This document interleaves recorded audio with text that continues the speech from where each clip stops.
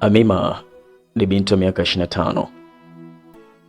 Anafanya kazi katika kampuni ya MC Company. Ni assistant secretary wa CEO, yani ni msaidizi wa bosi wake. Yeye ni mwanaume anayejulikana kwa jina la Nurdin. Nurdin ni kijana wa miaka 30, mtanashati na mwenye kuvutia. Hakuna mwanamke anayemwona sivutiwe naye. Lakini alikuwa ni mkali sana. Wafanyakazi wengi walikuwa wanamwogopa, hasa wa kike, sababu hapendi kabisa mazoea kabisa, hasa wanawake. Alikuwa hataki mazoea kwa sababu wasichana wengi walikuwa wakijipitisha na kuweza kujipendekeza, ila aliishia kuangalia tu kama nyanya mbovu au kuwaambia kuwa havutiwi na kile wanachokifanya. Hivyo ikaonekana na ringa sana huyu kijana. Kila inapofika mwisho wa mwaka, kampuni ya MC huwa wanafanya sherehe za kuweza kujipongeza kwa mafanikio ya mwaka mzima. Siku ya sherehe ilifika, na sherehe ilikuwa kwenye hoteli moja ya kifahari. Watu walikunywa na kusaza. Kwa upande wa Amima, ilikuwa ni mara yake ya kwanza kuweza kuhudhuria hiyo sherehe, maana alikuwa na miezi 4 tangu apate ajira kwenye hiyo kampuni. Amima alikuwa anashangaa tu mazingira pale hotelini, huku akisifia uzuri wa sherehe. Mara alikuja kushikwa mkono na mfanyakazi mwenzie. Amima anaitwa na bosi. Waliongozana mpaka kwenye meza aliyokuwa kakaa Nurdin. Amima akasimama pembeni. Nimefika bosi. Vuta kiti ukae. Amima alikaa kama alivyoweza kuambiwa. Alivuta kiti akakaa. Unataka nikiwa na shida nianze kukutafuta? Unatakiwa kukaa hapa. Sawa, alijibu Amima, lakini moyoni alikuwa anasononeka. Yaani huyu sijui ukoje, hadi kwenye sheria anataka kuleta ubosi. Amima alitulia akiwa anamwangalia mwenzake, na alikuwa anawaangalia na wenzake wengine pia walivyokomeza kujiachia kwa kusherehekea sherehe hii.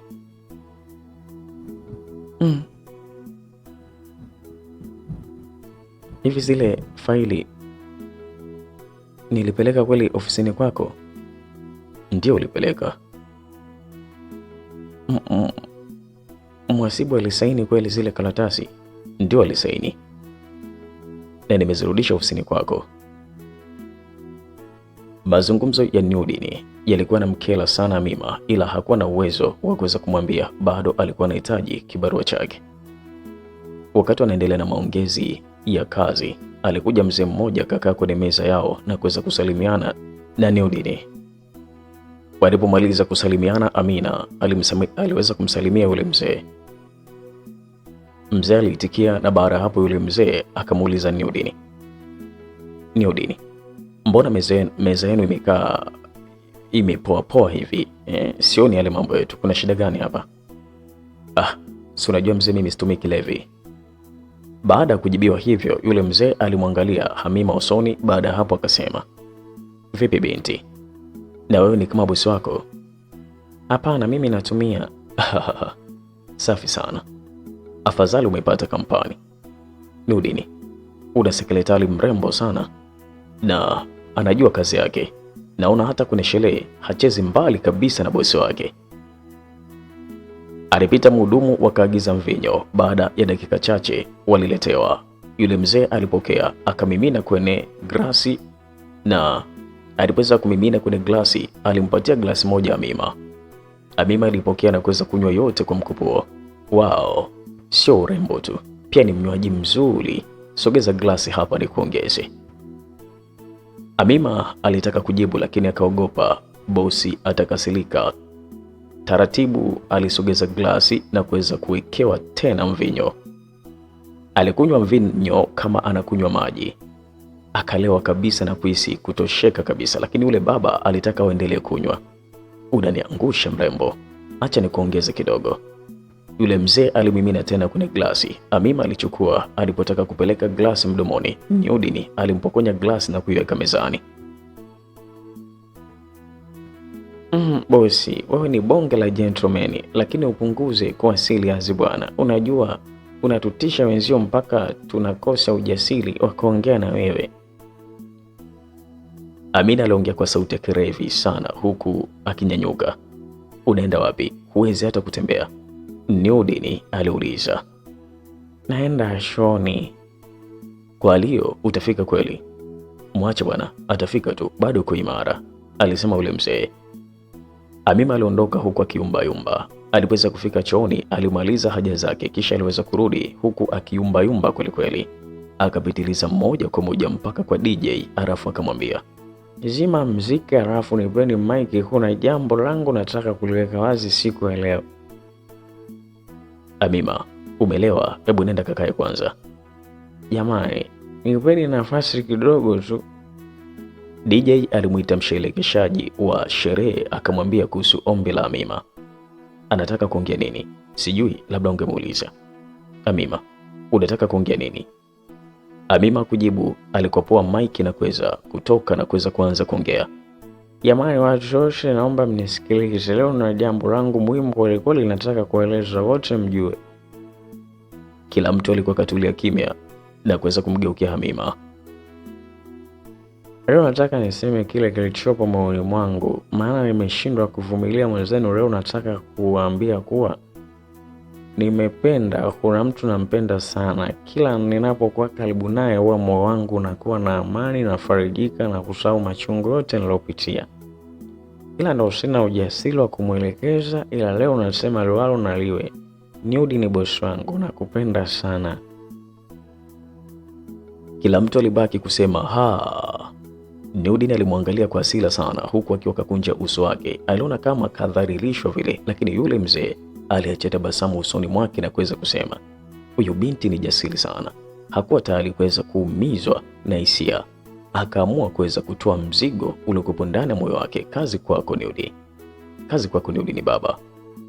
Nurdin aliona maneno ya yule mzee hayana maana zaidi ya kuweza kumzidisha hasira tu. Amina aliendelea kuongea.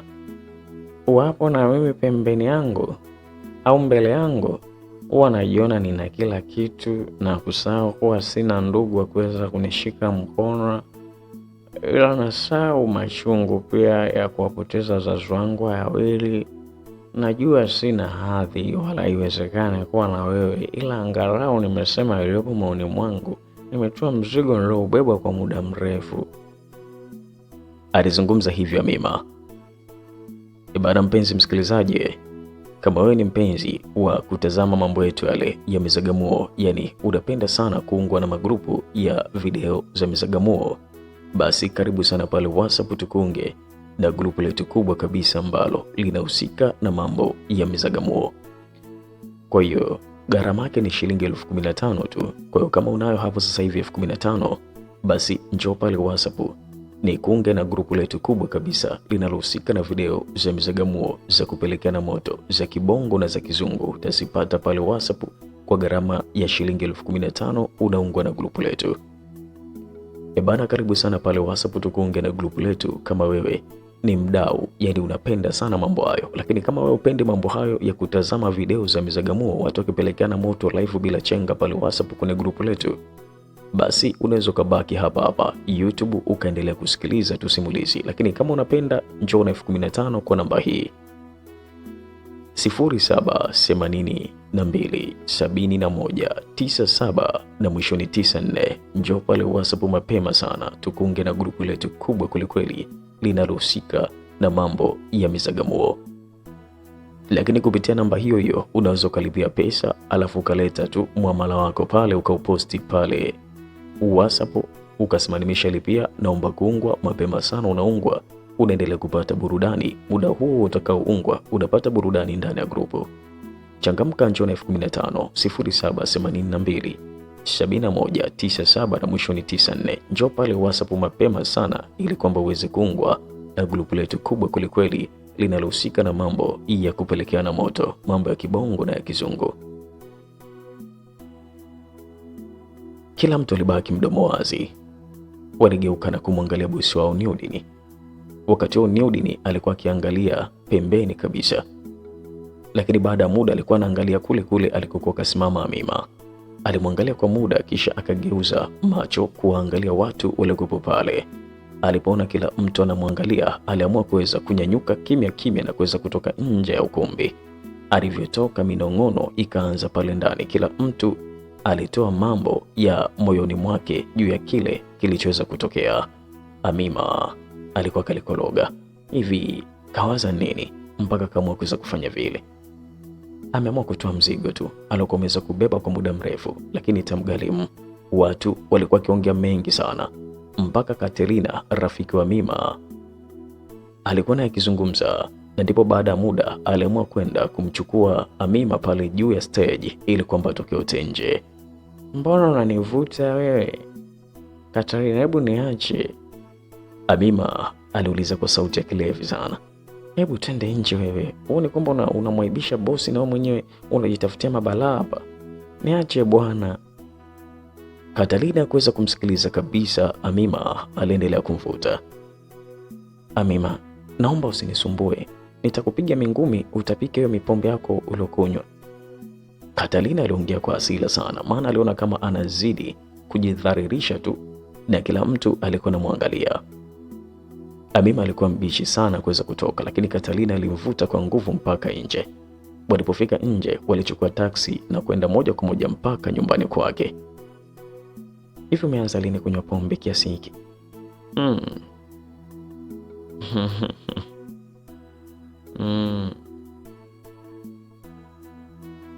Usijifanye kuitikia na kugunaguna. Hujui kwamba umeshajaribia kazi yako wewe. Sijui kama una kazi tena. Katerina aliongea na Amima alikuwa kapitiwa na usingizi muda huo, alikuwa na guna tu. Ona, mimi naongea yeye kalala, alisema Katerina, kisha akaenda kuchukua shuka akamfunika. Alimfunika alafu naye akapanda kitandani akalala. Kulipokucha asubuhi na mapema kabisa, Amima aliamka na kuanza kupapasa pembeni ya kitanda. Alishtuka baada ya kuweza kushika kitu fulani kama mtu pembeni yake. Alinyanyuka haraka haraka kwelikweli. Alipomwona Katerina akalala, alianza kuangalia mazingira ya chumba. Nimekuwaje mpaka nimekuja kulala nyumbani kwa Katerina? Alijiuliza kwa akili yake. Alijua yuko nyumbani kwake, kumbe yuko nyumbani kwa Katerina. Hakutaka kumwamsha mwenzie. Alinyanyuka pale kitandani na kwenda jikoni kuangalia kitu chochote kwa ajili ya kuweza kula, maana kama asingeweza kula njaa ilikuwa inamuuma. Alikwenda kuangalia kitu chochote cha kuweza kula hapa, maana njaa ilikuwa inamuuma sana. Alifunua masufuria, alifungua friji, alikuta vinywaji tu. Sasa huyu mtu anaishije hapa jamani, ikiwa ndani hamna kitu chochote cha kula? Katerina aliamka na kuweza kumkuta Amima akiwa kasimama jikoni analalamika. Sasa ni njaa inakusumbua baada ya kuweza kufakamia mipombe ya bure? Katerina, siwezi kuongea kwa sababu sina nguvu, hivyo naomba tufanye utaratibu tu wa chakula kwanza, alafu ndo uendelee kunipa huo mzigo wa lawama. Ila wewe sijui hata nikufanyaje Katerina. Alikuwa akizungumza hivyo. Sijui hata nikufanyaje. Katerina akachukua simu na kuweza kupiga. Alipiga sehemu, alafu akaagiza supu na chapati. Umefanya jambo la maana sana. Katerina alimwangalia Amima huku akiwa kakunja sura kwelikweli. Mbona unaniangalia hivyo? Ukiona hivyo ujue nina mengi sana moyoni mwangu kuzungumza, ila kabla sijatoa nenda kwanza kaoge na usafishe hicho kinywa chako, maana unanuka pombe tu. Amima alijinusa, ni kweli kabisa. Alikuwa ananuka pombe kwenye kinywa chake. Hakuwa na la kuweza kusema. Alikwenda bafuni kujisafisha usafi mwili wake na kila kitu. Alipomaliza alitoka akiwa kavalia gauni la Katerina. Katerina naye aliingia bafuni akaoga. Alipoweza kumaliza alikuta supu na chapati zimeshaletwa na Amima alishaanza kula, naye akaungana naye wakala. Walipomaliza ndipo Katerina akaanza kumsimulia kile alichokifanya usiku kwenye sherehe. Amima aliona ajabu sana, akahisi Katerina anamsingizia. Hapana Katerina, mimi siwezi kufanya hivyo mbele za watu. Lakini kwa nini ulikunywa pombe? Sijui ilikuwaje jamani. Kwa nini unakunywa pombe kiasi kile? Jamani, mimi nikajikuta nimekunywa tu. Sasa pombe hizo ndo zimekufanya umeleta madudu kweli kweli. Mungu wangu, sasa itakuwaje? eh? Kwa hiyo na hakuna mtu yeyote anayejua kilichoweza kutokea. Watu wengi tu wanajua.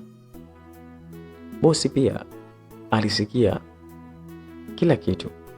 Kwa bosi alipoweza kusikia akasemaje?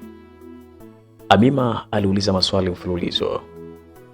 Hayo maswali yako yote jibu lake ni ndio, tena kwa msisitizo, na kama kuandika ningeandika kwa herufi kubwa. Amima alihisi kuchanganikiwa.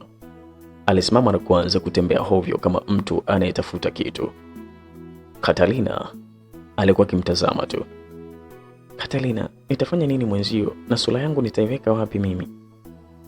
Sio kuiweka wapi tu sura yako, jiulize, je, kibarua chako kipo salama au ndo umeshafutwa kazi? Hilo swali aliloulizwa Katalina lilimfanya Amima achanganikiwe zaidi. Lakini na Amima naye alipoweza kuulizwa kwamba ajitafakari, je, kazi yake bado ipo au imeshafutwa, alichanganikiwa zaidi naye pia, na ukizingatia kwamba maisha yake yote anaendesha kwa kuweza kutegemea kazi, na akifukuzwa basi kwake itakuwa ngumu kidogo kuweza kupata kazi nyingine. Sasa nitafanyaje rafiki yangu? Aliuliza Amima kwa upole sana. Sijui tunafanyaje, ila tusubiri tu litakaloweza kutokea siku ya Jumatatu. Kwa upande wa Nurdin, alikuwa akasimama juu ya ghorofa akiangalia mandhari ya nje huku akiwa anakunywa kinywaji kilichokuwa kwenye glasi. Mara alikumbuka tukio liliweza kutokea usiku kisha akaguna. Ina maana ni pombe ndo zimemfanya ongee ujinga kama ule mbele ya hadhara, au alikuwa anamaanisha? Sikuwa najua kabisa kama ule msichana ni kichana mna ile.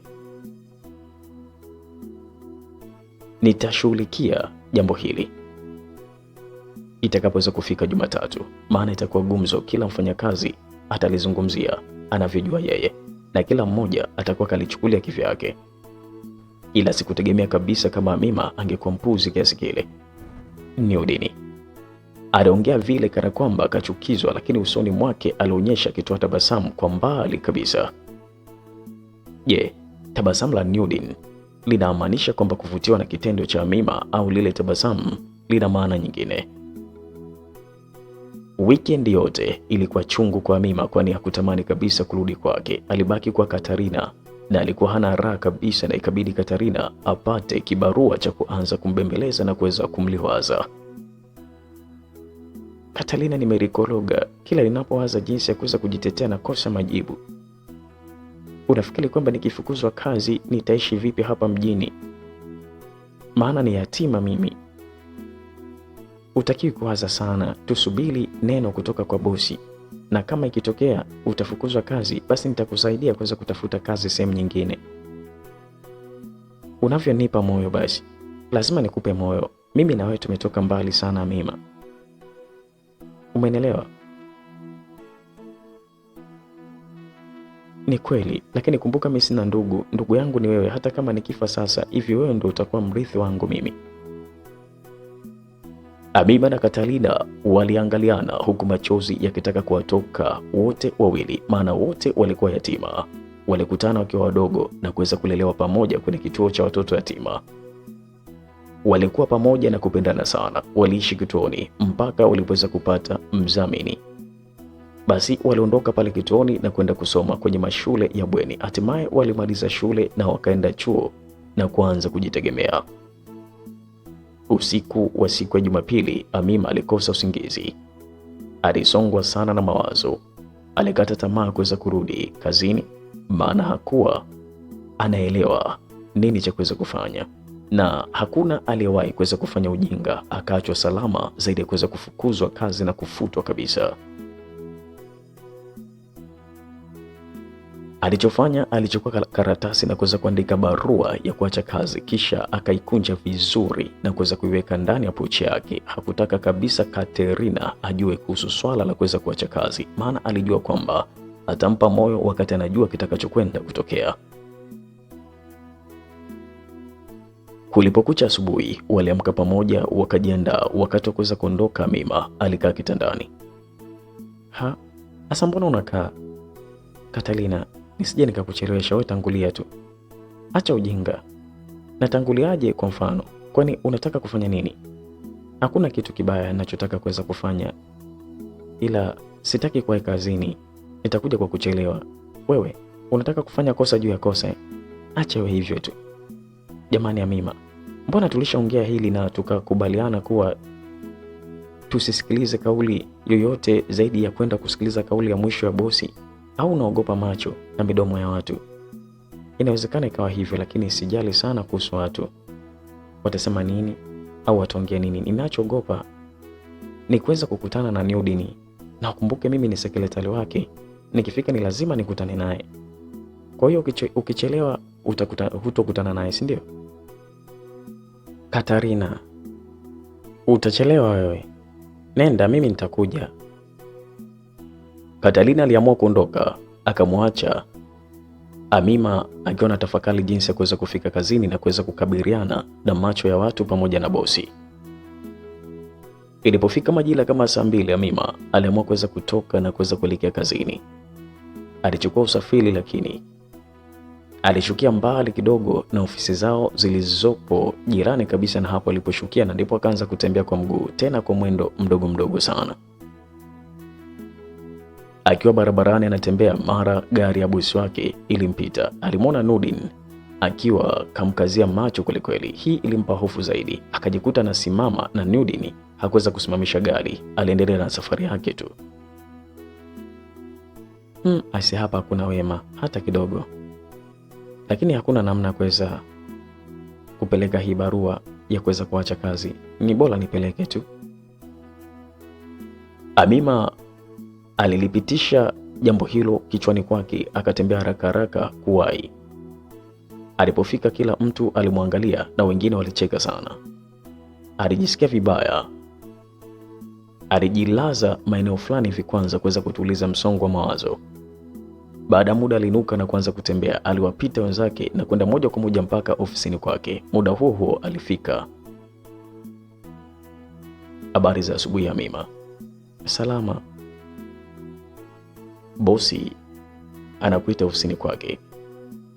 Amima alishtuka sana.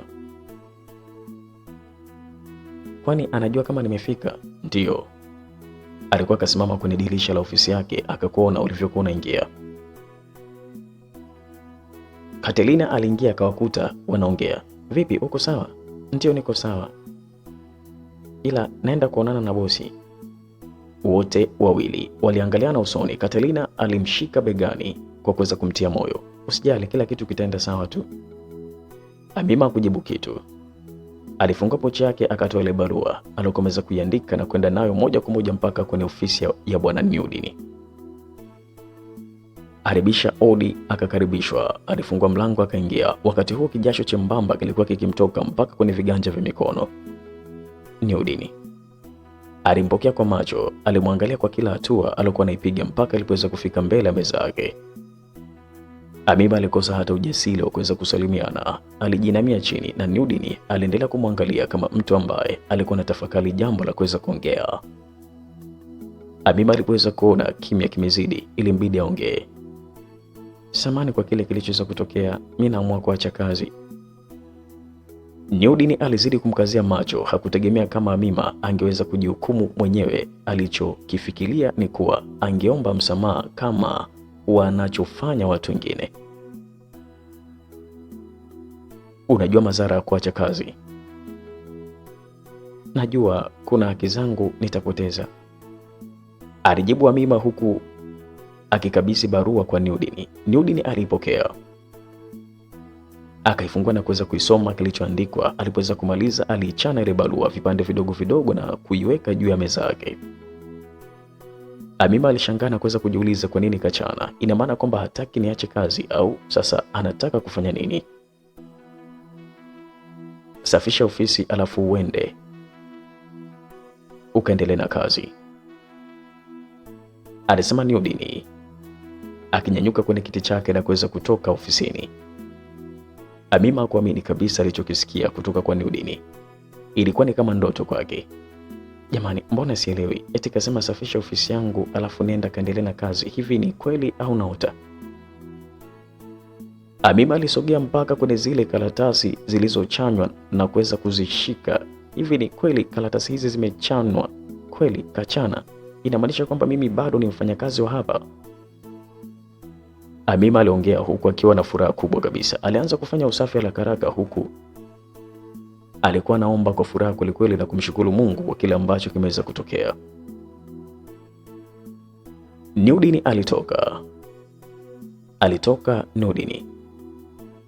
Alipoweza kutoka, aliwachukua na wenzake wakaenda kupata kifungua kinywa kwenye mgawa uliokuwa karibu kabisa na ofisi zao. Nini kinaendelea hapo kazini? Nurdin aliuliza. Mambo yako sawa. Nataka kujua watu wanalichukuliaje swala la juzi kuhusu yale alokomeza kuongea Amima kule kwenye sherehe. Ndio. Kuna minong'ono tu ya chini chini. Kwa hiyo ndio hivyo bosi. Tukitoka hapa watangazie wafanyakazi wote kuwa ikifika saa 8 nitakuwa na kikao nao pia. Basi sawa bosi, hakuna shida. Waliendelea kupata kifungua kinywa. Walipoweza kumaliza, walirudi kazini na Amima alikuwa kamaliza kusafisha ofisi ya bosi na kuweza kupanga vizuri. Akawa yupo ofisini kwake anaendelea na kazi zake. Nurdin alimpitia akaingia ofisini kwa Amima. Ilipoweza kufika muda wa ranchi, Katarina alimfuata Amima ili kuweza kujua kinachoendelea. Vipi, bosi kakwambia nini? Ni ajabu Katarina, eti ameichana barua yangu ya kuacha kazi. Nini? Ina maana uliandika barua ya kutaka kuacha kazi? Ndio, maana nilijua kwamba kivyovyote vile lazima angenifukuza tu. Jamani, haya ikawaje sasa?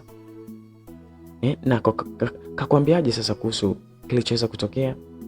Hajaongea kitu zaidi ya kuweza kuniambia niendelee na kazi. Wakiwa katikati ya maongezi, Prime aliingia. Samani kwa kuweza kuingilia maongezi yenu. Bila samani, jamani, jiandaeni. Baada ya lunch kutakuwa na kikao. Bosi ndo ameniambia niseme hayo maneno. Kwa hiyo wote tukutane chumba cha mkutano. Sawa, tumekuelewa. Alitikia Katalina huku akimwangalia Amima usoni. Prime, samani, kwani mkutano unahusu nini? Sijui, nimepewa agizo na bosi niwatangazie wafanyakazi wote. Prime aliwaacha. Wakabaki wanaangaliana na wasielewe nini kinachokwenda kutokea. Bila shaka utakuwa ni mkutano unaohusu swala la juzi tu. Amima aliongea kinyonge sana. Usijali bwana, twende tukale. Sijisikii kula, unaweza kwenda tu. Amima, hebu acha kujipa pressure bwana, hakuna baya litakalotokea. Hapa nilipo sina amani kabisa, ungeniacha kwanza. Basi ilifika muda wa kikao, watu wote waliwasili kwenye chumba cha mkutano, walikana kuweza kumsubiri bosi Nurdin afike. Baada ya muda kidogo, Nurdin alifika na kwenda kukaa kwenye kiti chake huku akiwa kaegemea na kumwangalia kila mtu. Watu wote walikaa kimya kumsikiliza. Amima alikuwa kajiinamia chini kwa aibu. Jamani, nimewaita hapa ili kwamba tuwekane sawa kwa kile kilichoweza kutokea usiku ule wa sherehe, alisema Nurdin, na kuweza kufanya Amima azidi kuwa na hofu huku mapigo yake ya moyo yakienda mbio kwelikweli. Mungu wangu, naomba unisaidie. Nilijua hili swala limeisha, kumbe nilikuwa najidanganya, hili swala bado linaendelea. Nurdin aliendelea kuongea. Najua minong'ono bado inaendelea hapa kazini. Sasa nasema hivi, hapa kazini nimeajili watu wenye akili timamu na wanaojitambua. Hivyo nataka watu wafanye kile kilichowaleta na kuachana kabisa na upumbavu mwingine wa kuzungumzia habari za siku ile kwenye sherehe. Siku ile akili ya Amima haikuwa sawa, ilikuwa akili ya pombe. Hakuna ukweli wowote juu ya yale au juu ya kile alichokiongea. Kwa hiyo kwa leo mimi yangu yalikuwa ni hayo tu. Nadhani kwamba tumeelewana. Ndio, walijibu wafanyakazi wote. Nawatakia kazi njema. Nurdin alimaliza kusema kisha akanyanyuka na kuweza kuondoka. Alipoweza kufika sehemu aliyokuwa ameweza kukaa Amima alisimama na kuweza kusema, Amima, na kuhitaji ofisini kwangu. Sawa, alijibu Amima huku akinyanyuka haraka sana kumfuata bosi wake. Waliongozana mpaka ofisini kwake kwa Nurdin. Nurdin akakaa kwenye kiti na Amima akasimama mbele ya meza yake. Amima, natumaini hautafanya ujinga mwingine tena, ndio maana nimeamua kuweza kukupa nafasi nyingine. Ndiyo bosi, siwezi kurudia, sitakunywa tena pombe.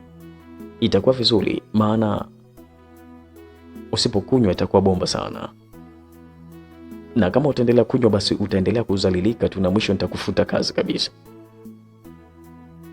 Amima aliangalia chini kwa aibu, kwani ni kweli kabisa siku ile alidharirika, na endapo atakapoendelea kunywa basi atakuwa anajidharirisha, kwa hiyo atafukuzwa kazi kabisa. Sitarudia tena bosi, nenda kaendelee na kazi zako. Asante bosi, alisema Amima, kisha akatoka ofisini kwa Nurdin akiwa hamini kama hili jambo limeisha kirahisi hivyo. Haikuwa kwa Amima tu, wafanyakazi wote walishangaa. Amima alikuwa na Mungu jamani. Hakuna aliyetegemea kabisa kama bosi angeweza kulipotezea swala hilo kiurahisi namna kama ile. Kweli nimeamini kwamba kila mti una ndege wake wa kutua na kila mtu ana bahati yake. Jamani, nyie endeleeni kuongeongea tu habari za Amima na bosi. Mkisikika mnaongea mtafukuzwa nyinyi, afu Amima atabaki. Na kweli tumeshapewa onyo. Muda wa kutoka kazini ulifika. Amima alimfuata Katalina ofisini kwake. Bado hujamaliza kazi? Nimeshamaliza, naweka tu vitu vyangu vizuri. Basi twende zetu. Katalina alibeba pochi yake wakaondoka. Katalina aliondoka na Amima. Katalina, nataka kwenda supermarket kwenda kununua vitu. Kwani leo unarudi nyumbani kwako? Hapana, nitakuwa kwako. Nataka tusherekee kwa hili jambo ambalo nimesamehewa hata bila kuelewa. Unajua siamini kama bosi kakusamehe wewe kirahisi hivi. Hata mimi siamini Katalina, ila natakiwa kuwa makini zaidi. Natakiwa kuwa makini na kikubwa lazima nijitahidi sana kuweza kuficha hisia zangu. Ficha hisia zako za kimapenzi juu yake. Lakini mimi sina hisia sana za kimapenzi na wala sina hisia zozote za kimapenzi kwake, ila ni hisia tu ambazo unashindwa hata kuzizuia. Bwana, hilo ni jibu la akili zako timamu kabisa. Ni wazi kwamba unajitetea tu, ila kwa utafiti inasemekana kwamba mlevi huwa anaongea ukweli mtupu uliokuwa ndani ya moyo wake. Hapo Amima hakuwa na la kuweza kupinga, aliishia kugunaguna tu. Walifika supermarket wakanunua vitu walivyohitaji, alafu akarudi nyumbani kwa Katalina. Siku hiyo walifurahi kwa kunywa na kula huku wakiwa wanasikiliza muziki na kucheza muziki kwa madai kwamba wanasherehekea. Amima, hebu kwa mkweli, hivi kweli unampenda bosi? Katarina aliuliza. Katarina, hakuna mwanaume ambaye hajawahi kuvutiwa na mwanamke na hakuna mwanamke ambaye hajawahi kuvutiwa na mwanaume, hasa yule kaka. Ndio maana wanawake wengi wanajigonga kwake na kuishia kupewa into tu, tena into kali kweli kweli, na wale walioshindwa kumdhibiti na walioshindwa kuweza kudhibiti hisia zao basi wanaishia kufukuzwa kazi tu. Sasa shogangu, wewe utaweza kweli kujizuia? Maana kila sehemu upo naye. Amima alishusha pumzi, alafu akasema, ni kweli, kuna wakati ninapokuwa karibu naye huwa napata shida sana. Kuna hali fulani huwa najisikia, ila kwa sasa acha niseme tu na moyo wangu, kwa kuwa bado ninahitaji. Kwa hiyo kama ingekuwa huna uhitaji ungefanya nini? Ningefanya juu chini ili kwamba nijue kwa nini bosi hataki kuwa na mpenzi, na kama ana shida pia ningeweza kupenda kujua, maana haiwezekani mkaka mzuri kama yule akose mwanamke alafu wadada wazuri wanamtaka yeye, analeta maringo, huenda na matatizo yule. Basi itakuwa Kabla Amima hajamaliza kuweza kuongea, basi simu yake iliita na aliyekuwa anapiga alikuwa ni bosi Nurdin. Ibara, mpenzi msikilizaji, kama wewe ni mpenzi wa kutazama mambo yetu yale, ili video za kupelekana moto za kibongo na za kizungu, basi karibu pale WhatsApp tukunge na grupu letu kubwa kabisa linalohusika na mambo ya mizagamuo, mambo ya kupelekana moto. Bwana, ikungwa na grupu letu pale la video za kupelekana moto za kibongo na za kizungu, gharama yake ni 15,000. Kwa hiyo kama unayo hapo sasa hivi 15,000, basi changamka, njoo pale WhatsApp ili kwamba niweze kukuunga na grupu letu kubwa kabisa linalohusika na mambo ya misakamuo. Je, unapenda mambo hayo na unayakubali kweli kweli? Basi karibu pale WhatsApp kwa namba hii, lakini uwe na 15,000 mkononi. Kama wewe ni mdau unapenda sana mambo ya misagamuo, hasa video za kibongo na za kizungu, njoo pale WhatsApp kwa namba hii na 15,000 mkononi. 0782 7197 na mwishoni 94. 0782 7197 mwisho 94. Hiyo ni namba kuja pale WhatsApp, lakini pia ni namba ambayo unaweza ukalipia tu moja kwa moja, alafu ukakopi muamala wako na kuja kupesti pale WhatsApp kwa namba hiyo, alafu utahitaji kuungwa, basi unasema nimeshalipia, naomba mniunge. Mapema sana unaungwa, unaendelea kupata burudani ndani ya grupu. Ibara, kabla ya kuweza kupokea, Amima alimwangalia Catalina. Bosi anapiga. Asa si upokee. Hajawahi kutokea kunipigia muda kama huu. Maana huu sio muda wa kazi, alafu unajua tangia kwamba limetokea hili, nashtuka hata nikiona simu yake anapiga kwangu. Naogopa hata kuweza kuonana naye au kuipokea simu yake. Acha ujinga, hayo yameshapita. Angalia yajayo, pokea simu haraka. Amima alishusha pumzi kisha akapokea. Habari bosi. Salama. Nataka kukuuliza swali. Uliza tu bosi. Hivi kesho nina ratiba gani? Nadhani mida kama saa 2 asubuhi una ratiba kuweza kukutana na mkurugenzi wa Femi Transportation. Na kabla Amima hajamaliza kueleza, Nurdin alimkatisha. Naomba uairishe kila ratiba yangu ya kesho, sijui kama umenielewa. Sawa bosi, nitawapigia watu wote uliokuwa una ahadi nao na kuambia. Itakuwa vizuri kama utafanya hivyo mapema. Sawa bosi. Siku zilienda, waliendelea kufanya kazi, ila Amima bado alikuwa muoga sana kwa bosi wake, maana kuna wakati Nurdin alikuwa anamwangalia sana kama vile anamtafakari. Na kweli Nurdin alikuwa na jambo lake kichwani kwake. Kwa kiasi fulani alivutiwa sana na ujasiri wake wa huyu Amima. Bila shaka huyu anaweza kufaa kwenye kazi yangu, maana anajiamini sana. Nitaanzia wapi kuongea naye? Lakini bado siku zipo, nitaongea naye tu.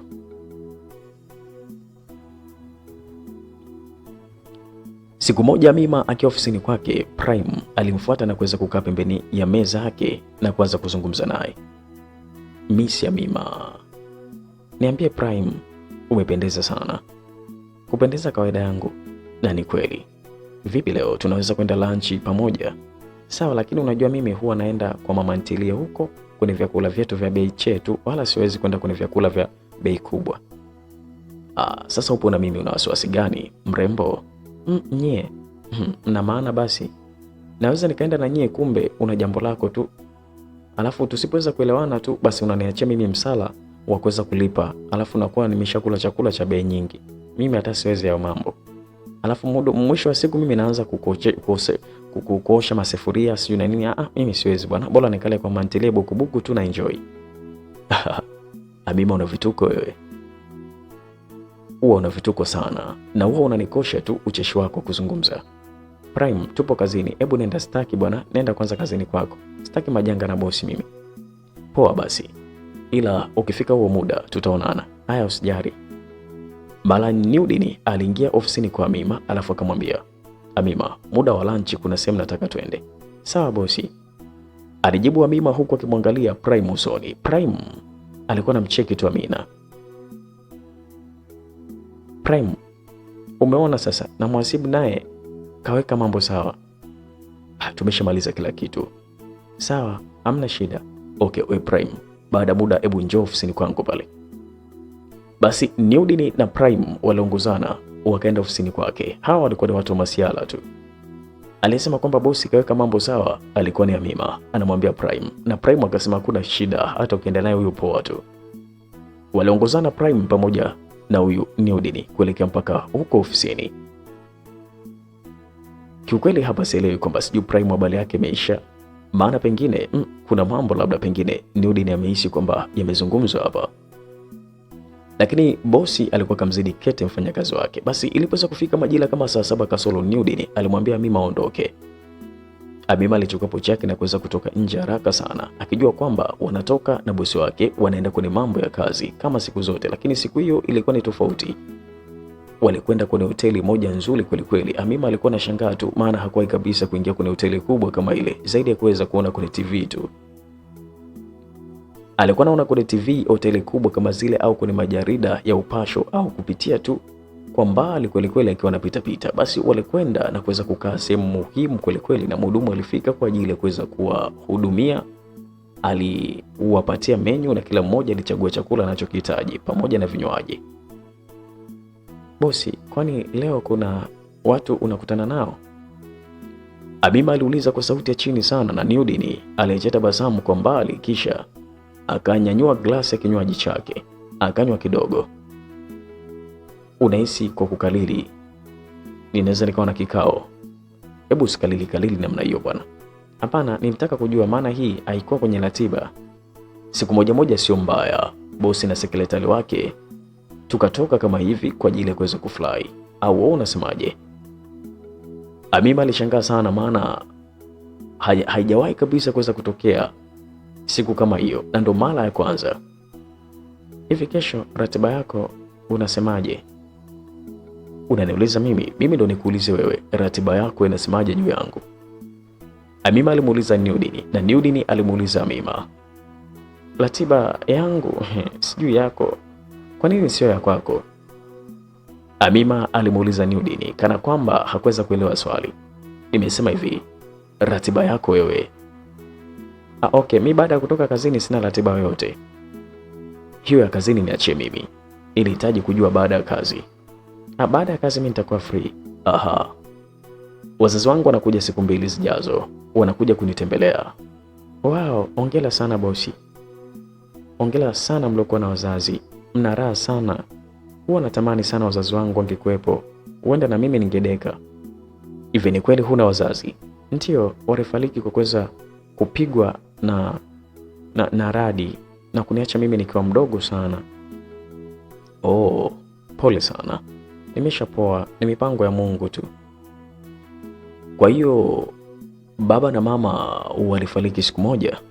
Ndio, niliwapoteza siku moja tu, walikufa mbele yangu na mimi nikalelewa kwenye kituo cha kuweza kulelewa watoto yatima huko nilikokuwa nimeweza kuwekwa. Basi huko ndiko nikapata ndugu na rafiki ambaye niko naye kwenye shida na raha, anaitwa Katarina. Oh, kumbe Katarina naye ni yatima? Ndio. Poleni sana. Nurdin alisikitishwa sana na jambo hili, sana na hizo taarifa. Tumeshapoa, tumezoea, kwa hiyo hakuna shida. Okay, kesho utanisindikiza kuwapokea wazazi wangu? Bila shaka bosi, nitakwenda. Nitafurahi. Unajua mimi ni mtoto wa pekee sana kwa wazazi wangu. Ndio maana unadeka. Wanandekeza kila siku. Wananichukulia mimi ni kama mtoto bado. Hilo swala silipendi, lakini ndio hivyo tu. Ni kweli. Lakini ni vizuri pia kwa sababu mtoto huwa hakui kwa wazazi. Ni kweli. Lakini pia wao wanataka kuja kumuona mchumba wangu. Nurdin aliweza kusema hivyo tu. Amima alikuwa makini kweli kweli kuweza kumsikiliza. Kwa hiyo tutakwenda kuwapokea, itakuwa bomba zaidi.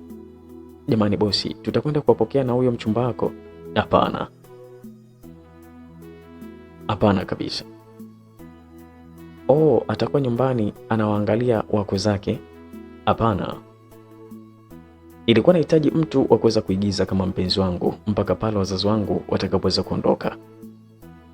Kwa hiyo unataka niongee na msichana gani bosi ili aje acheze hizo mishe? Hapana.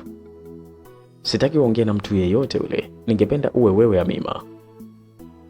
Maana nahisi unaweza. Wewe ni jasiri sana, hautaweza kuniangusha kwenye jambo kama hili. Amima alishangaa. Hakuweza kujua kwamba amjibu vipi bosi wake. Nilijua kwamba utashtuka utakapoweza kusema hivyo. Mbona bosi usitoki? Yaani mimi kweli niigize mimi? Ni wewe inatakiwa uigize. na una haki ya kuweza kukubali au kukataa. Amima alichanganyikiwa sana. Je, Amima atakubali au atakataa? Amina alikuwa anababaika, bado hakuamini kabisa kama bosi anaweza kumwomba jambo kama lile, na istoshe mtu mwenyewe yupo serious sana, huwa hataki utani hata kidogo. Mungu wangu, hiki ni nini kimeza kunikuta mimi? Huyu mtu siku ya leo hii mbona kama ni mtego jamani? Amima alikuwa anawaza vitu kama hivyo ndani ya moyo wake. We Amima, Nurdin alimwita na kuweza kumfanya Amima atoke kwenye dimbwi la mawazo mengi kwelikweli. Unawaza nini? Hakuna tatizo bosi, mimi ni msaidizi wako, kwa nitakusaidia tu pale utakapomaliza kuwa na shida yoyote, mimi nitakusaidia tu. Nurdin alifurahi sana na kuweza kufurahi kwelikweli baada ya kuweza kukubaliwa ombi lake lililokuwa nataka liweze kutekelezwa. Asante sana Amima. Sasa unaweza kufanya mazoezi ya kuweza kuniita mpenzi bandia. Usijali bosi, nitafanya hivyo. Nitafanya hivyo kwa ajili yako. Sawa, hakuna shida. Lakini hizo nyingi zinaweza kuharibu mpango wetu. Ni bora ujizoeleshe kuweza kuniita Nurdin na mpenzi wangu. Jitahidi sana. Basi nitajitahidi bosi, hakuna shida. Baada ya kuweza kumaliza maongezi yao, waliondoka kwa kuwa muda ulikuwa umeweza kwenda sana. Nurdin alimwambia kwamba sasa hivi muda umeenda, bado nusu saa tu muda wa kazi uishe. Unaonaje nikakupeleka nyumbani kwako? Usijali bosi, nitaenda mwenyewe tu. Utaki nijue unapoishi? Hapana, sipendi kukusumbua bosi wangu. Usijali kuhusu mimi, unisumbui. Basi Amima alikubali na kuweza kuelekeza sehemu alipokuwa naishi. Baada muda wakaondoka na kuanza kuelekea huko. Nimeshafika, simama hapo mbele kidogo. Nurdin alisimamisha gari sehemu alioelekezwa na Amima. Alishuka. Asante bosi. Okay, tutaonana kesho. Sawa. Nurdin aliwasha gari na kuweza kuondoka. Amima alikuwa bado kasimama anaangalia gari inavyoondoka. Jamani, naona kama ni ndoto leo hii jamani, yani bosi kama mtu wa karibu kwangu na tunapanga mipango ya siri. Basi Katarina alipoweza kutoka kazini alikwenda moja kwa moja mpaka kwa Amima. Wewe, leo ulienda wapi na bosi? Acha Katarina, bosi wenu leo kanishangaza mpaka saizi sielewi kabisa. Kafanyaje kwani? Kuna mpango anataka tuufanye. Mpango gani? Anataka niigize kuwa mpenzi wake mbele ya wazazi wake. Katarina hakuamini kile alichoongea Amima. Amima, hebu acha kujikweza wewe. Yule baba anaanzaje kukwambia mambo kama hayo? Anaanzaje kukwambia maneno kama hayo? Ndo kasema sasa. Kwa hiyo na wewe umekubali? Imenibidi tu nikubali. Acha Ngoso jamani, mwachie Ngoso wewe. Ndo hivyo jamani shosti, sasa mimi nifanyeje? Kesho yake Amima alikuwa kazini na kuweza kufanya majukumu yake kama kawaida. Aliandaa kahawa na kuweza kuipeleka kwa bosi. Karibu kahawa bosi. Asante. Amima alitaka kutoka, Nurdin akamuita. Amima, abe, hebu shika hii, nenda kafanya shopping ya nguo na vitu vingine muhimu. Nurdin alitoa kitita cha pesa akampatia Amina. Kwani bosi, kuna ulazima nifanye hivyo? Tunaandaa mazingira, naomba ufanye kwa ajili ya hiki kinachokwenda kufanyika. Sawa na asante bosi. Amima alitoka ofisini kwa Nurdin akaenda moja kwa moja mpaka kwa Katarina. Katarina, angalia, aliongea Amima huku akimwonyesha zile pesa. Umepata wapi hizo pesa wewe? Nimepewa na bosi nikafanya shopping ya nguo na mambo mengine. Ina maana kwamba lile jambo uliloweza kuniambia jana lilikuwa serious kiasi hiko? Kwani ulifikiri kwamba mimi najipandisha tu cheo? Ukweli ndo huo. Sasa rafiki yangu, mbona kama imekuwa bahati hiyo? Ndo hivyo bwana, mimi naomba tu unisindikize, sijui kama utanisindikiza. Usijali kuhusu hilo. Tukitoka tu kazini tunaenda kufanya shopping ya nguo. Sawa Amima? Asante sana besti. Amima aliweza kurudi na kuendelea na kazi zake. Baada ya kuweza kutoka kazini, walikwenda kufanya shopping ya nguo, viatu pamoja na vipodozi vizuri kabisa. japo pesa zilibaki, wakaamua kwenda saluni kutengeneza nywele pamoja na mambo mengine. Aisee, ilikuwa ni hatari kweli kweli. Mtoto alikuwa ameweza kunoga vibaya mno, yani binti alikuwa amenoga kweli kweli, amenoga vibaya mno. Aisee, umenoga. Na hiki ndo bosi alichokuwa anakitaka. Itakuwa alikupigia mahesabu kwanza, ndo maana akakupa mchongo wake. Sidhani kama ni kweli. Mbona pale ofisini kuna warembo zaidi yangu? Ni kweli, lakini kila mtu ana chaguo lake. Ana chaguo lake kabisa. Sasa mbona kama unataka kumchukulia ule bosi na mimi kwamba kama hiki tunachotaka kwenda kufanya ni ukweli na wala sio maigizo. Kumbuka ni maigizo tu, Katelina. Na waigizia wazazi wake tu. Wakiondoka mambo yanarudi pale pale. Sema nitakachokuwa nimefaidi ni hivi vitu tu nilivyoweza kununuliwa. Kesho yake Amima alipoweza kwenda kazini, kila mtu aliweza kumkodolea macho na kuweza kumsifia kwa jinsi alivyokuwa kapendeza. Jamani Amima, umependeza sana leo. Jamani, na uzuri unachangia. Amima alichukulia vitu hivi ni kama utani, japokuwa ni kweli alikuwa ameweza kupendeza sana siku ile. Basi Nurdin alifika kazini wakati anaendelea kufanya michongo ya kuelekea kule kwenye ofisi yake. Basi alipita karibu kabisa na ofisi ya Amima. Alipoweza kuangalia, aliona kama mtu tofauti yuko hapa. Ilibidi asimame na kuweza kurudi nyuma ili aangalie vizuri huyu mtu ni nani anaokaa kwenye ofisi ya Amima. Wow, she's beautiful. Nurdin alijikuta anamsifia huku anatabasamu. Baada ya muda kidogo, Nurdin alimpigia simu Amima na kuweza kumuita ofisini kwake. Baada ya dakika chache, Amima alifika na kuweza kusimama mbele ya meza ya Nurdin. Unaweza kukaa. Amima alisogeza kiti kidogo alafu akakaa. Amima, leo ndio ile siku ambayo wazazi wangu wanakuja. Kwa hiyo tunatakiwa kuweza kutengeneza mazingira. Nasikiliza maagizo kutoka kwako. Nurdin alisimama na kwenda mpaka pale alipokuwa ameweza kukaa Amima, kisha akaingiza mkono kwenye mfuko wa suruali na kuweza kutoa kiboksi kidogo, kisha akakifungua na kuweza kutoa pete ya uchumba, tena pete ya gharama kweli kweli. Natakiwa kukuvalisha hii. Amima alimkodolea macho Nurdin. Kumbe kuna kuvalishana hadi pete? Ndiyo, hiki ni kitu muhimu sana. Amima alikubali, alinyosha mkono wake na Nurdin akamvalisha kwenye kidole chake ile pete ya gharama kwelikweli, kisha akarudi kukaa kwenye kiti chake. Sasa kinachofuata hapa ni sisi kuweza kujuana vizuri. Hutakiwi kuniogopa nje ya kazi. Niite jina langu, na hata kama majina mengine ya kimaaba unayajua niite tu. Majina gani ya kimaaba bosi? Niite tu, kwani uyajui? Nayajua, nasikia watu wakiitana, ila mimi sijawahi kabisa kumuita mtu. Nahisi itakuwa ngumu sana kwangu. Ina maana huna mpenzi? Nurdin aliuliza huku akiwa kamkazia macho Amima. Amima aliona aibu akaangalia chini. Nilikuwa naye zamani, ila tuliachana baada ya muda mfupi. Hilo halina maana sana, hata ukiniita mpenzi inatosha. Amima alitikia kwa kutikisa kichwa kwa maanisha kwamba alikuwa ameweza kukubali. Sasa unatakiwa kwenda nyumbani kwako ukachukua vitu vyako muhimu kwa ajili ya kuweza kuhamia nyumbani kwangu.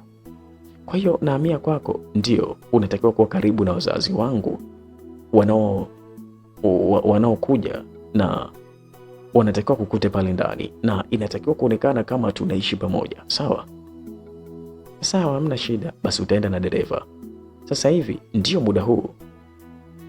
Amima alinyanyuka akaenda moja kwa moja mpaka kwenye maegesho magari, akamkuta dereva yuko pale anamsubiri. Wakaondoka pamoja mpaka nyumbani kwake.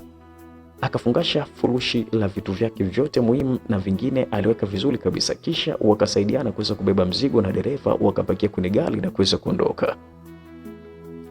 Bara mpenzi msikilizaji, kama wewe ni mpenzi wa kutazama mambo ya mizagamuo, mambo ya minyanduo, yani zile video za kupelekeana moto za kibongo na za kizungu, bana, gharama yake ni 15,000 tu kuungwa na grupu letu kubwa kabisa pale WhatsApp linalohusika na mambo ya kupelekeana moto.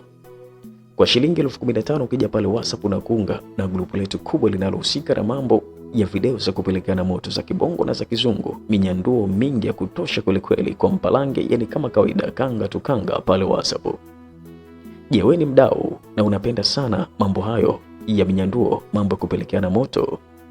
Basi karibu sana pale WhatsApp ni kuunge na grupu letu, lakini gharama yake ni shilingi 15,000 nimeshakwambia. Kwa hiyo njoo pale WhatsApp kwa namba hii kama wewe ni mpenzi na ni mdau wa vitu kama hivyo.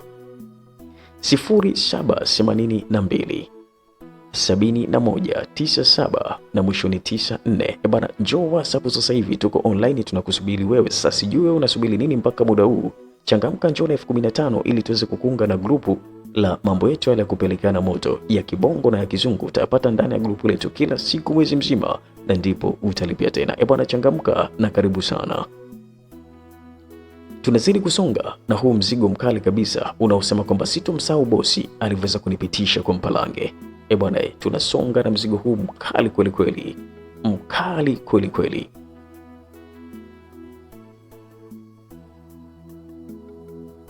Basi baada ya muda walifika kwenye jumba la kifahari la Nurdin na kuweza kumkuta Nurdin kashafika. Karibu sana kwenye makazi mapya. Asante. Walisaidiana kubeba mizigo wakaingiza ndani. Hiki mbona ni chumba chako? Aliuliza Amima baada ya kuweza kuona vitu vya Nurdin. Ndio, tunatakiwa kuishi pamoja hapa ndani. Sasa unatakiwa kubadili nguo uvae nguo nyingine. Pia unatakiwa kuandaa chakula kwa ajili ya wageni. Hapo kwenye kupika ndo ilikuwa kimbembe, maana Amima hakuwa mjuzi sana kwenye kupika. Unataka nipike nini? Vitu ambavyo unahisi vitafaa kwa wageni? Kwani hapa hakuna mfanyakazi? Mfanyakazi hataki kupika, unatakiwa kupika wewe kama mkwe. Lakini sijui vizuri kupika. Oh, sawa. Lakini mwanamke unashindwaje kupika? Basi haina shida, hata jikoni utaigiza tu, ila sio siku zote, mara moja moja. Utapika vitu vidogo vidogo na vitu vingine utasaidiana na mfanyakazi. Sawa? Sawa bosi. Amima aliingia bafuni akaoga, akatoka na kuweza kuvaa nguo za heshima. Pia alikaa kwenye kioo na kuweza kujipodoa vizuri kabisa ili awe kwenye muonekano wa mke wa bosi. Mfanyakazi alikuwa jikoni anaandaa vyakula. Amima na Nurdin walikwenda kwenye uwanja wa ndege kuwapokea wazazi wa Nurdin. Mama yake na Nurdin aliweza kumwona Amima, alicheka tabasamu na kwenda kumkumbatia. Amima aliwachangamkia wazazi wake wa Nurdin na alionekana kuwa na heshima mno. Poleni na safari na karibuni sana wazazi wangu. Asante sana mwanangu, nimefurahi kukuona. Maana kila siku naambiwa upo lakini sijui kama ulikuwepo. Mimi pia nimefurahi kuwaona wazazi wangu. Walikwenda nyumbani. Amima alikuwa akitumia nafasi yake vizuri kweli kweli. Aliwapokea wageni na kuwahudumia vizuri. Hii ilizidi kumpa maksi kwa wazazi wa Nurdin.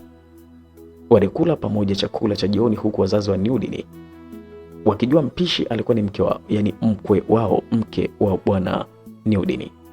Hawakuacha kumsifia utamu wa chakula jinsi ulivyo. Baada ya chakula, wazazi wa Nurdin walikwenda kupumzika na Amima aliingia chumbani kwa Nurdin akakaa kwenye kochi. Ungependa kulala kitandani? Hapana, nitalala hapa. Samani, mama yangu anaweza kuja huko. Endapo itatokea hivyo, naomba uje ulale kitandani. Sawa. Amima, asante sana. Kwa mara ya kwanza umefanya vizuri na wazazi wangu wamevutiwa sana na wewe. Asante. Amima alilala kwenye kochi na Nurdin alikwenda kulala kitandani. Mara nyingi Nurdin huwa anachelewa kulala, huwa anafanya kazi yake kwenye laptop. Wakati huo Amima alikuwa kapitiwa na usingizi. Nurdin aligeuza macho kumwangalia, akajikuta anatamani kuendelea kuangalia kutokana na mvuto aliokuwa nao Amima. Sikuwahi kumwona mrembo kama huyu na sikuwahi kabisa kuona urembo wake. Kumbe ni mzuri kiasi hiki. Kulipokucha, Amima aliamka mapema sana akaenda kuungana na mfanyakazi. Akawa anamwangalia anavyopika huku anamsaidia kazi ndogo ndogo kama kuweza kukaanga mayai na kuweza kutengeneza juisi. Walipomaliza waliandaa vile vitu mezani. Mfanyakazi alikwenda kuwaita wazazi wa Nurdin na Amima alikuwa anamalizia kuandaa. Wazazi wa Nurdin walipoweza kutoka tu, Amima aliwapokea kwa tabasamu kubwa na kuweza kuwapa heshima yao. Karibuni mpate kifungua kinywa. Asante sana mwanangu. Nurdin yuko wapi? Yuko chumbani, naenda kumchukua tuje tuungane naye kwa ajili ya kuweza kupata breakfast. Sawa. Amima aliweza kuondoka kuweza kuelekea chumbani. Huku nyuma wazazi wa Nurdin wakawa wanamuongelea. Anaonekana na upendo sana. na hana makuu. Mtoto wa watu, sifa zote aisee alizoweza kutuambia Nurdin anazo. Ni jambo la kuweza kumshukuru Mungu, kijana kuweza kumpata mwenza mwenye uelewa na mwenye kufanana naye. Amima alikuwa chumbani akimsubiri Nurdin ili waweze kushuka pamoja. Mmepika nini? Kila kitu kilichokuwa kwenye ratiba sawa. Vipi mimi kuhusu kwenda kazini siku ya leo? Usiende, labda ningekuuliza mimi vipi kuhusu kwenda kazini siku ya leo. Yaani mimi nakuuliza wewe na unaniuliza mimi? Ndiyo. Sikiliza. Inatakiwa uchukue likizo kwa muda, alisema Nurdin huku akimfuata na kuweza kumwambia, nipo tayari, tunaweza kutoka. Walitoka chumbani wakiwa wameweza kushikana mikono na kuweza kuonekana kuwa wapo kwenye mahaba makubwa kwelikweli. Walikwenda mpaka mezani pale. Nurdin aliwasalimia wazazi wake kisha akakaa pembeni ya alipokuwa ameweza kukaa Amima. Amima aliweza kumhudumia, alimimina juisi kwenye glasi na chai kwenye kikombe kisha akachukua kitafunwa akaweka kwenye sahani. Karibu mpate kifungua kinywa, na karibu mpenzi wangu pia upate kifungua kinywa. Asante malikia wangu. Mama Nurdin aliwaangalia huku akiwa anatoa tabasamu la mbali, kwani alikuwa anakumbuka ujana wake na mume wake, jinsi walivyokuwa wanapendana kama ambavyo Amima alikuwa akipendana na kijana wao Nurdin. Bwana mpenzi msikilizaji, nazidi kukuelekeza kwamba kama wewe ni mpenzi wa kutazama yale mambo yetu ya misagamuo ya kupelekeana moto ya kibongo na ya kizungu, basi karibu pale WhatsApp tukuunge na grupu letu linalohusika na mambo ya misagamuo. Gharama yake ni shilingi 15,000 tu. Kwa hiyo kama unayo 15,000 hapo sasa hivi, njoo pale WhatsApp ni kuunge na grupu letu la video za kupelekeana moto za kibongo na za kizungu. Utazipata pale kwenye grupu letu kubwa kabisa ambalo linapatikana pale WhatsApp, lakini gharama yake ni 15,000. Kwa kama ni mpenzi na mdau, njoo pale WhatsApp kwa namba hii 0782 7197 na mwisho ni 94. Hiyo ni namba kuja pale WhatsApp ili kwamba niweze kukunga na grupu letu kubwa kabisa linalohusika na mambo ya misagamuo. Gharama yake nimeshakwambia ni 15,000. Kama unapenda njoo, lakini kama upendagi na sio mdau wa hizo mambo, basi baki hapa hapa YouTube, endelea kupata burudani ya simulizi.